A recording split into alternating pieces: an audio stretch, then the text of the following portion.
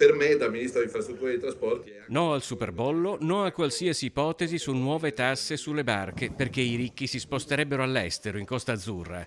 Annunciando al Salone Nautico di Venezia di essere al lavoro con Brugnaro e Zaia sulla convivenza tra navi, ambiente e turismo, il ministro Matteo Salvini ha aggiunto che bisogna aiutare la creazione di ricchezza in questo paese e che quelle tasse porterebbero solo alla perdita di operai e artigiani. se avessimo ascoltato i no Mose, i no TAV, i no Ponte, i no qui e i no là, Venezia sarebbe finita sott'acqua decina di volte. È vero, ci sono state vicissitudini economiche, giudiziarie, infrastrutturali, però io dico grazie al Mose e grazie a chi pensa in grande, perché se non avessimo pensato in grande non avremmo avuto Venezia. Venezia che è un museo, ha concluso Salvini, per cui chiedere un contributo a chi la visita potrebbe essere la strada da seguire. E qui il riferimento è al pagamento di un contributo d'accesso per i turisti su cui è al lavoro il Comune. L'Italia deve diventare capitale della nautica nel mondo, ha detto invece il presidente del Senato Ignazio La Russa, definendo Brugnaro tra i sindaci più bravi e il più innamorato della sua città.